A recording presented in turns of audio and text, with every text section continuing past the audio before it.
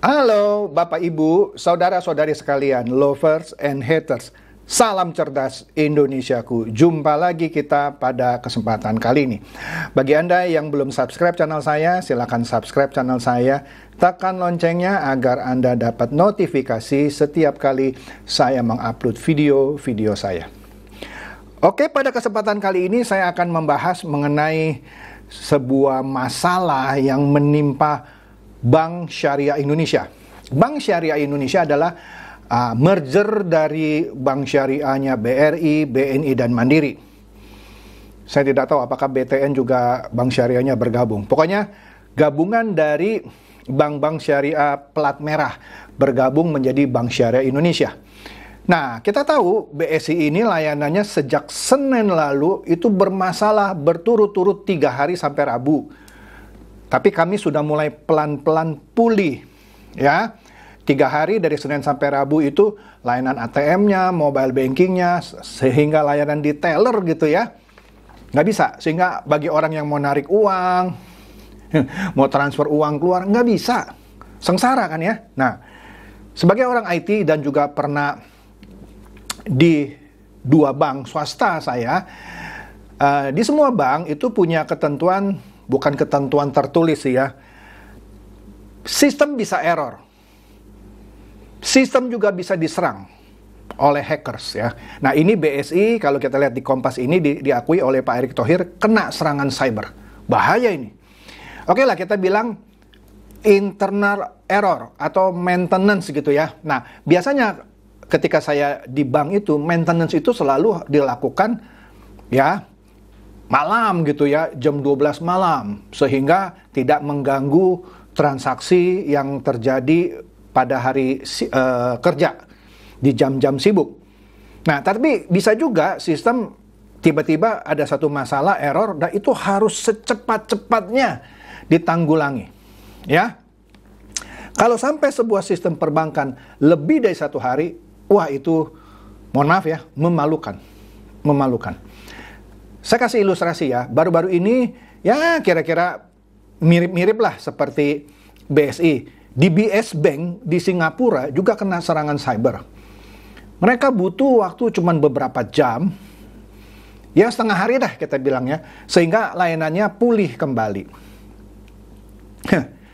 Itu pun mereka disanksi oleh otoritas keuangan Singapura. Mereka harus menambah modal, karena ditakutkan kalau sistemnya kena serang bisa berdampak bagi data nasabah, keuangan nasabah, dan seterusnya. Maka dia disanksi harus menambah modal. Nah, di Indonesia belum ada aturan seperti itu. Padahal kalau kita lihat juga di sini ya, serangan cybernya ini 3 hari coy, bahkan 4 hari, karena hari keempat belum pulih benar gitu. Ya, di sini Pak Erick Thohir juga mengakui kan ada serangan cyber yang mengakibatkan layanan BSI itu error. Ya. Wih, jadi kasihan nih orang-orang yang mau ngambil uang, mau katanya cuman bisa cek saldo. Cek saldo pun di awal-awal juga nggak bisa, pokoknya sistemnya total nggak bisa gitu katanya ya. Nah, di sini kita lihat lagi misalnya CNBC ya. CNBC mengungkapkan fakta bahwa ransomware itu adalah biang kerok mobile banking BSI error. Nah, mungkin Anda bertanya, apa itu Pak ransomware? Ransom itu bukan seperti ya, kalau saya terjemahkan bebas, itu pemerasan. Ransomware itu adalah suatu, sebut saja virus lah ya, yang menyusup ke sistem perbankan BSI, kemudian datanya dicuri ya, kemudian diancam. Kalau Anda tidak bayar tebusan sekian, datanya saya sebar nih keluar nih, ya. Wah, segala macam. Kalau Anda bayar ini sejumlah yang kami minta, kami lepas. Kira-kira seperti itu. Pak, apakah ketika bank yang kena ransomware, ketika dia bayar tebusannya kan bisa dilacak uangnya? Ya inilah dia pakai misalnya Bitcoin. Ya, nah itulah mengapa Bitcoin bagus, bisa menutupi identitas seseorang misalnya ya. Walaupun kalau mau ditelusuri tetap bisa sih, tapi sulit sekali. Nah biasanya para hackernya ini minta tebusannya melalui Bitcoin. yang harus ditransfer ke e-wallet dengan address tertentu yang kita nggak tahu di mana. Orang itu masuk, dia cairkan ke bank dia yang kita juga nggak tahu. Oke deh ya, itu ransomware. Ya. Nah, ini CNBC mengungkapkan fakta bahwa ransomware lah biang kerok mobile banking BSI ini error. Kan sebelumnya Pak Erik sudah mengakui kan ada serangan cyber. Apa serangan cybernya? Kena ransomware. Kok bisa kena, Pak? Ya, banyak macam ya. Saya nggak tahu aslinya kenanya gimana. Ya, bisa karena memang kalau sistem perbankan bisa kena ransomware, artinya firewall-nya nggak canggih-canggih amat.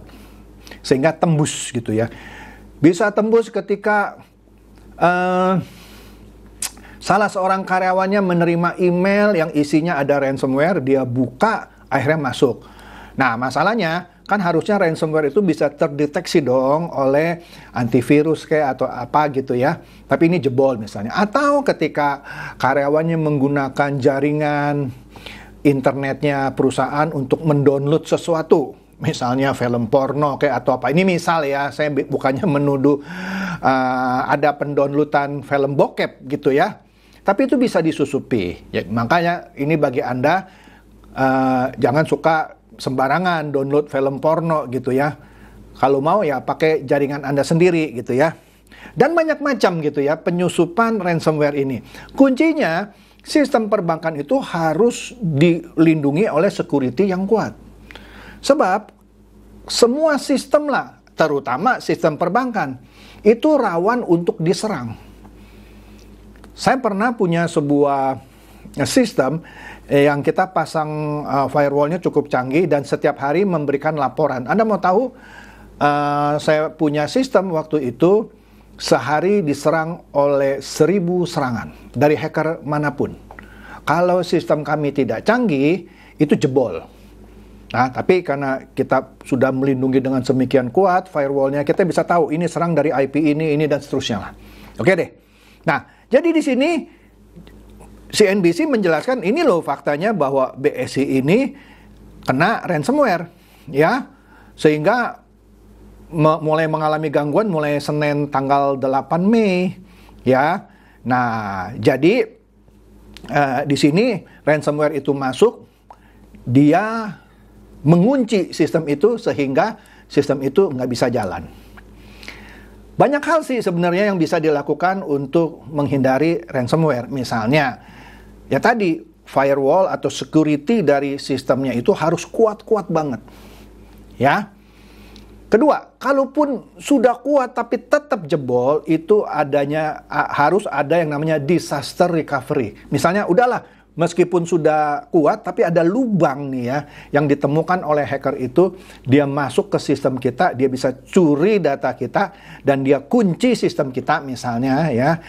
Ya sudah, kalau kita punya disaster recovery plan yang bagus, kita bisa reset sistem kita, semua backup yang kita punya, walaupun pasti ada yang ketinggalan ya. Misalkan backup terakhir dilakukan jam 12 malam. Pagi ini jam 9 bermasalah. Nah, kita restore aja backup yang dari semalam walaupun ada data yang ketinggalan. Masing banyak lah, saya nggak bisa cerita detail ya. Tapi tetap bisa ditanggulangi kalau disaster recovery dari perbankan ini bagus. Tidak perlu tunggu 3-4 hari. Ya. Kenapa? Ini penting sekali karena pelaku ransomware ini sulit dilacak. Sulit dilacak. Ya, bukan menafikan ahli cyber ya. Bisa, tapi sulit. Ya. Waduh, apalagi tebusannya dia minta pakai uang kripto. Wih, ya. Jalur komunikasinya anonim dan segala macam dah. Bukannya nggak bisa ya, bisa tapi sulit. Waduh. Nah, biasanya pelaku penyebaran ransomware ini adalah perbankan. Perbankan adalah target yang paling sering dilakukan oleh hacker yang menyebarkan ransomware ini, ya. Dia nggak akan nyerang misalnya saya punya Instagram, saya punya Facebook, saya punya YouTube. Mungkin aja kalau ada orang yang iseng, dia akan coba-coba. Tapi kalau dia serang YouTube saya, yang bekerja bukan saya sih, ya YouTube yang kerja. Dia serang Instagram saya, ya Instagram lah yang memproteksi, ya kan? Nah, dia ngapain gitu serang individu? Yang diserang perusahaannya. Makanya perusahaan ini, terutama perbankan, firewall-nya yang menangkis serangan-serangan hacker itu harus kuat banget, ya. Nah, kalau ransomware ini masuk, dia akan minta tebusan dalam jumlah besar. Ya, kita nggak tahu BSI ini diperas berapa miliar gitu, nggak tahu. Nggak tahu, tapi pasti pelaku ransomware ini minta tebusan. Nah, di sini biasanya adu kuat. Kalau orang-orang IT kita kuat, kita abaikan tuh permintaan tebusannya, kita lawan, tapi hati-hati. Sistem mungkin bisa pulih, tapi data yang dicuri bisa disebar umum. Misalnya, ketahuan si Chandra Teja punya uang sekian triliun, dibuka sehingga si Chandra Teja ini menjadi sasaran KPK misalnya, menjadi sasaran kantor pajak. Apalagi misalnya data di Bank Syariah Indonesia ada pejabat pemerintah. Oke lah, dia nggak dapat duitnya karena sistem orang-orang IT-nya pinter gitu ya, menanggulangi dengan disaster recovery yang bagus gitu ya, diabaikan. Tetapi data yang dicuri itu bisa diumbar seperti yang dilakukan Bjorka. Oke? Nah, jadi di sini katanya nih ya, ini menurut CNBC ada 175 PC internal BI menjadi korban, ya. Tapi ini kasus lama lah, ini kasus yang pernah menimpa Bank Indonesia katanya pada Januari lalu, ya. Ternyata BI juga pernah kena ransomware. Nah, ini menurut CNBC, ya. Kemudian siapa lagi yang pernah kena? Ditjen Pajak Kementerian Keuangan juga pernah mengalami serangan serupa katanya pada November 2022, ya.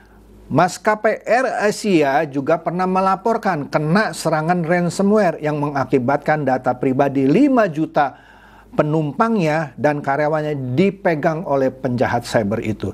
Jadi, ya itulah ya, ternyata serangan ransomware ini sudah sering. Yang cuman besar ini di BSI. Nah, nanti kita lihat ya, berapa nih yang dicuri dari BSI, ya. Nah, kita lihat lagi nih berita dari Liputan 6. Nah, Liputan 6 lebih seru nih beritanya. 15 juta data nasabah dicuri dan hackernya minta tebusan. Gila, 15 juta pelanggannya coy, datanya dicuri, ya. Luar binasa, ya. Iya, nah di sini ada cuitan nih, ya. Oleh Teguh Aprianto, ya, melalui akun Twitternya, ya. Teguh Aprianto ini adalah seorang pakar keamanan cyber sekaligus pendiri Ethical Hacker Indonesia, ya. Teguh Aprianto ini mengungkapkan kabar bahwa BSI diserang ransomware melalui akun Twitternya, ya. Nah, di sini dikatakan ada 1,5 terabyte, besar itu 1,5 terabyte data, ya. Di antaranya 15 juta data pengguna dan password untuk akses internal. Ya, kalau password internal karyawannya biarlah bocor gitu lah ya. Tapi kalau password atau PIN mobile banking nasabah bocor, bahaya banget gitu ya. Ya, tapi nggak semudah itulah karena PIN itu biasanya dienkripsi. Tapi di sini disebut password untuk akses internal. Waduh, mudah-mudahan nasabahnya, passwordnya atau PIN-nya enggak kena curi nih ya. Nah, ya, disebutkan juga oleh Teguh yang data yang bocor termasuk data karyawan, dokumen keuangan, dokumen legal, dan seterusnya, ya. Sedangkan kalau data pelanggan yang bocor, misalnya nama, nomor HP, alamat, saldo di rekening, nomor rekening, histori transaksi, tanggal pembukaan rekening, informasi pekerjaan, dan lain-lain. Seperti yang saya sebutkan tadi, kalau ternyata ditemukan seorang pejabat ternyata punya saldo misalnya triliunan, wah, bisa-bisa si pejabat itu juga bisa diperas sama si hacker. Nah, Bapak Chandra misalnya, saya pejabat ya, punya uang 10 triliun nih ternyata di BSI, bisa kena peras saya. Ini dampak dari ransomware ya, saya cuman mengilustrasikan ya. Nah, kemudian seorang pakar keamanan cyber juga yang namanya Alphonse Tanujaya menambahkan BSI ini kena korban ransomware yang namanya Lockbit. Lockbit. Iya. Wih. Kemungkinan besar katanya peretasan itu terjadi jauh sebelum 8 Mei. Kan kejadian mati sistem itu 8 Mei. Menurut Alphonse itu datanya itu ditarik ya, diambil sama si hacker ini jauh sebelum 8 Mei. Ya, setelah semua data itu berhasil di-copy dan di-encrypt ya. Stuck dah tuh sistemnya. Ya. Aduh. Jadi seram ya, seram loh. Nah, waduh, 15 juta coy. Disadap. Kemudian hackernya minta tebusan nih katanya, cuman di sini nggak disebutkan ya berapa yang diminta. Ya kita nggak perlu tahu juga ya. Apakah dia bayar atau enggak, kita juga nggak perlu tahu di sini ya. Nah di sini juga di berita ini Anda bisa baca lah nanti kalau ini ya, bahwa menurut pakar dari keamanan cyber ini, yaitu Alphonse, dia bilang Lockbit ini tidak sekedar gertak sambal, dia benar-benar ngancem gitu ya. Dia membuktikan bahwa ini memang berhasil mencuri, mengenkripsi 1,5 terabyte data milik BSI ya. Kemungkinan ya sudah pasti terjadi sebelum 8 Mei ya, dimana saat itu aplikasinya masih normal gitu ya. Di sini pencurian data 1,5 terabyte itu butuh waktu yang sangat panjang. Satu, butuh jaringan yang bagus gitu ya. Misalnya kecepatannya 25 megabit per second, ya kan?